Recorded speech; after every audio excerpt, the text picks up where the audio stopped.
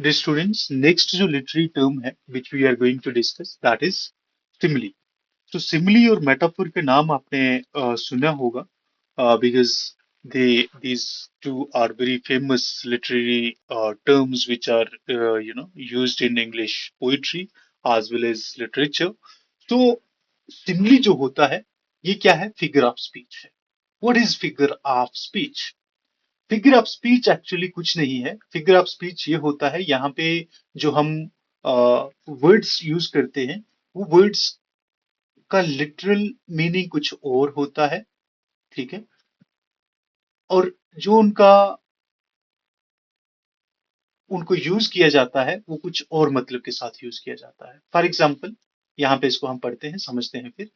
जैसे a simile is a figure of speech which makes an indirect comparison between two distinctly different things to enhance description by highlighting shared qualities by using connectors. यहाँ पे दो चीजों को जैसे मैं बोलूं कि लवली आज rose. I am telling you about the figure of speech. Figure of speech क्या होता है?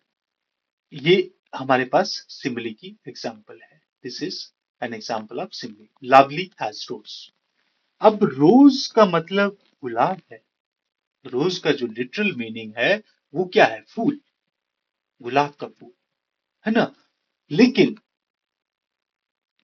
मैं उसको यूज करता हूं खूबसूरती के लिए. खूबसूरती का रेफरेंस बताने के लिए क्योंकि उसमें की जो विशेषताएं हैं उसकी जो क्वालिटीज हैं वो खूबसूरती के साथ मिलती हैं. जो खूबसूरती की क्वालिटी, खूबसूरती की क्या क्या क्वालिटीज होती हैं? देखने में बहुत सुंदर लगता है, बहुत प्यारा, बहुत कोमल है ना, बहुत लवली. तो अब ये जो मैं इसको यूज कर रहा हूं रोज को किसके लिए? खूबसूरती के लिए. जबकि रोज का मतलब क्या है? गुलाब या रोज फूल है. और यहाँ पे मैं इसको यूज करता हूँ किसके लिए? खूबसूरती को बताने के लिए. So it becomes a figure of speech. मतलब इसका लिटरल जो डिक्शनरी मीनिंग आप देखोगे, रोज का डिक्शनरी मीनिंग बिल्कुल भी खूबसूरती नहीं होता है, सुंदरता नहीं होता है. लेकिन पोइट या राइटर उसको किसके लिए यूज करता है? सुंदरता के लिए. So it becomes a figure of speech. अब मैं बात करूं सिमिली की मीनिंग की, तो यहाँ पे आपको क्या याद रखना है कि ये एक फिगर ऑफ स्पीच है और यहाँ पे एक इनडायरेक्ट कंपैरिजन किया जाता है दो चीजों का. जैसे मैंने कहा खूबसूरती का किसके साथ? रोज के साथ. और क्यों करा जाता है कि अपनी जो डिस्क्रिप्शन, मैं किसी चीज की खूबसूरती को बताना चाह रहा था कि वो चीज बहुत सुंदर है. अब मैंने उस सुंदरता को और ज्यादा डिस्क्राइब करना है तो मैं क्या करूंगा? फूल के साथ जोड़ दूंगा. या फिर मैं उसको सूरज के साथ जोड़ दूंगा. या मैं उसको जो अपना मई मंथ है, मई मंथ के साथ जोड़ दूंगा क्योंकि मई महीने में खूबसूरती जो है नेचर की बहुत होती है. तो अगर मैं कहूँ my lover is like a month of May, my beloved is like a month of May, तो वो क्या है? मैं उसको उसके साथ कंपेयर कर रहा हूं क्योंकि मई महीना भी बहुत सुंदर होता है. वैसे ही मेरा जो लवर है वो भी खूबसूरत है इसकी तरह, मई मंथ की तरह. तो उनकी दोनों की जो क्वालिटीज है सुंदरता की, उसको कंपैरिजन करूंगा मैं. किसके साथ? एक दूसरे के साथ. क्यों करूंगा? किसके द्वारा करूंगा? कनेक्टर्स के द्वारा. कनेक्टर्स क्या होते हैं? जैसे मैं बीच में एज यूज करूंगा, लाइक यूज करूंगा या फिर सो यूज करूंगा, है ना. She is as beautiful as the month of May, है ना. ये हो गया. She is as lovely as a morning sun. सुबह का सूरज होता है उसकी तरह खूबसूरत. तो ये किसकी एग्जाम्पल है? सिमिली की. अब फीचर्स क्या होते हैं सिमिली के? Simile makes an indirect comparison between two different objects to provide deeper meaning. क्यों मैं यूज क्यों करता हूं इसका? क्योंकि मुझे उसका और इन डेप्थ मीनिंग, गहराई में मतलब बताना है. खूबसूरती को और गहराई में बताना चाहता हूँ. उन चीजों के साथ मैं जोड़कर उस अपनी जिस चीज की मैं बात कर रहा हूँ, जिस खूबसूरती की मैं बात कर रहा हूँ, उसके साथ मैं और वो क्या करना चाहता हूँ, और डिटेल में उसको और अच्छे से उसको समझाना चाहता हूँ. It creates mental images. ये मेंटल इमेज क्रिएट करती है। अगर हम सिमिली को यूज करें ना, मैंने जैसे बोला, she is she is, for example, I'm saying she is as beautiful as the month of May। अब ये क्या किया, मई का महीना जैसे ही मैंने बोला तो आपके दिमाग में एक इमेज आ गई कि क्या क्या उसमें होता है। बहुत सारे फूल होते हैं, बहुत सारी हरियाली होती है, ग्रीनरी होती है।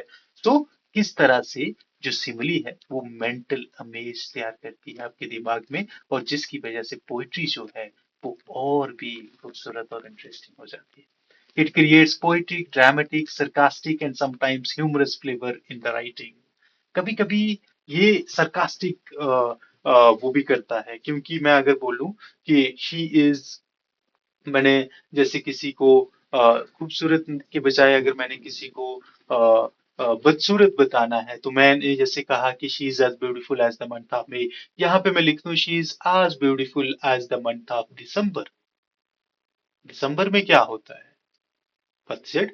ना ही आपको फूल मिलते हैं, ना ही आपको हरियाली मिलती है, सूखा एकदम। अगर मैं ये बोलूं कि she is as beautiful as the month of December, तो I am giving a sarcastic और I can say ironic statement. ठीक है, तो यहां से मैं उसको कह के कुछ और क्या कहना चाह रहा हूं वो आप समझ सकते हैं। ठीक है, सो इसको बोलते हैं सिमिली। उसके बाद कुछ एग्जाम्पल्स हैं इसकी, जैसे आज बाइट आज स्नो, है ना। जैसे हम किसी चीज को बताना चाहते हैं कि वो बहुत सफेद है। कैसा सफेद है, जैसे बर्फ होती है। तो बर्फ को देख के आपको बर्फ बोलते ही एक तो आपके दिमाग में मेंटल इमेज आ जाती है, और दूसरा वो जो ये बताना चाहता है कि वो बहुत सफेद है, तो आपको स्नो को याद करके और भी मतलब अच्छे से समझ आ जाता है। शी इज लाइक अ रोज, वो रोज जैसी है। He eats like a pig, मैंने जैसे कहा ना सरकास्टिक रिमार्क देना, आयरनिकल स्टेटमेंट देना।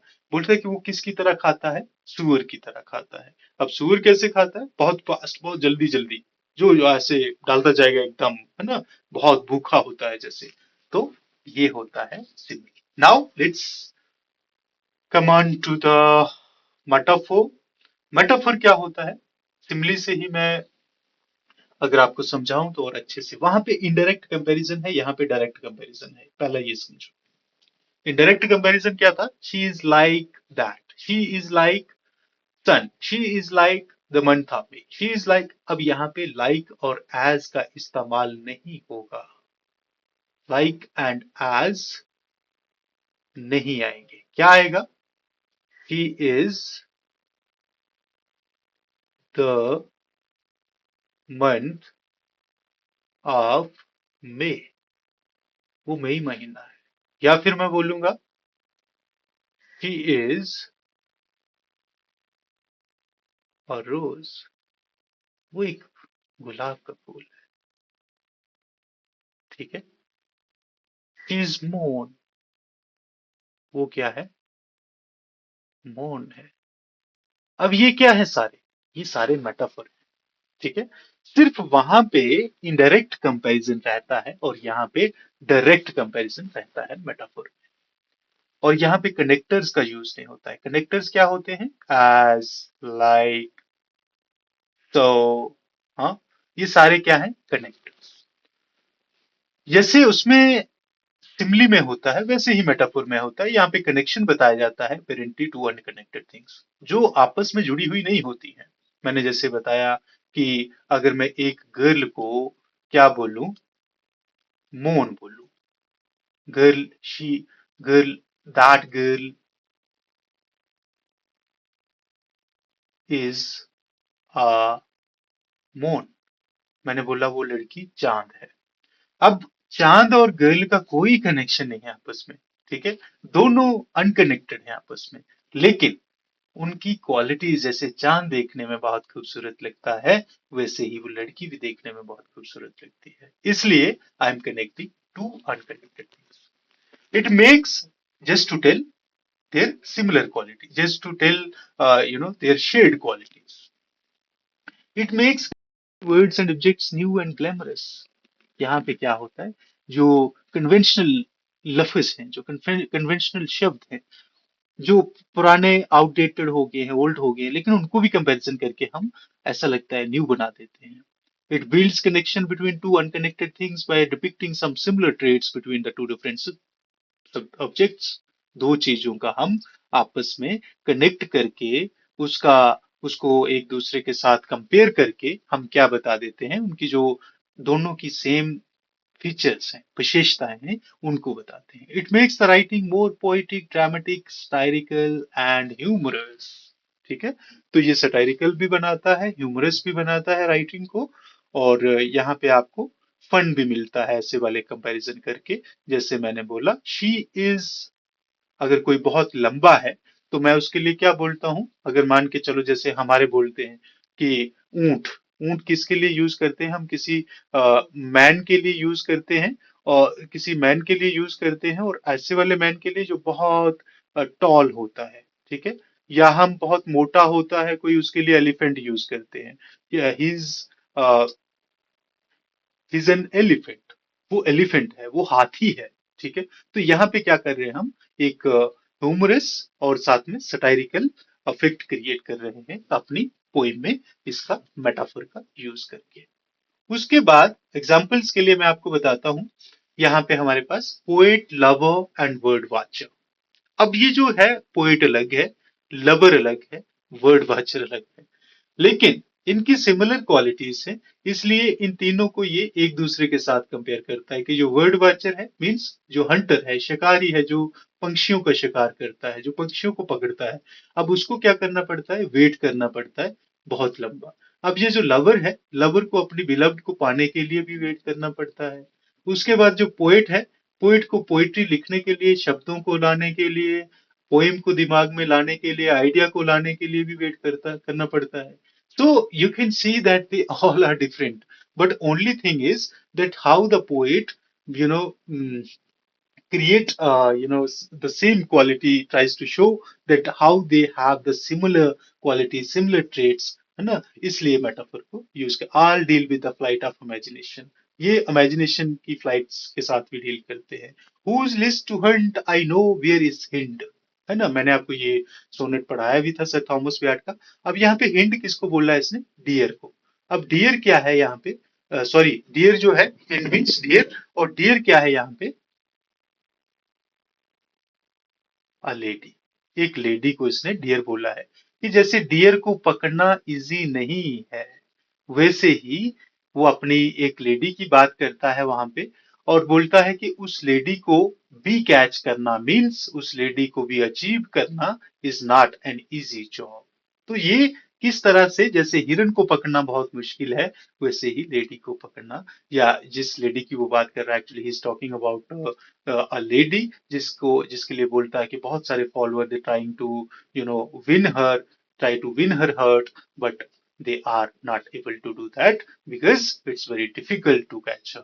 जैसे एक डियर के लिए बोलता है, तो बोलता है कि आप, मुझे पता है कि कहाँ पे हिंड है. तो यहाँ पे हिंड किसको बोला है इसने, लेडी को. तो ये भी मेटाफर है. All the world is a stage, William Shakespeare कहते हैं. अब ये जो स्टेज बोला गया है, कि पूरी दुनिया क्या है, स्टेज है. स्टेज के वर्ल्ड को क्या बोला है इसने, स्टेज बोला है. कि जैसे स्टेज होती है, वहां पे शोज होते हैं, वो लोग आते हैं, अपने एक्ट परफॉर्म करते हैं, एक्ट परफॉर्म करने के बाद डिसअपियर हो जाते हैं, वैसे ही बोलता है इस दुनिया में लोग आते हैं, अपना अपना रोल करते हैं, और रोल करने के बाद दे मर जाते हैं. ठीक है, तो ये होता है मेटाफर और simile. I hope I have made it clear to you, and you have learned about simile and metaphor. Thank you so much. We will meet again with another video. Till then, bye bye. Take care.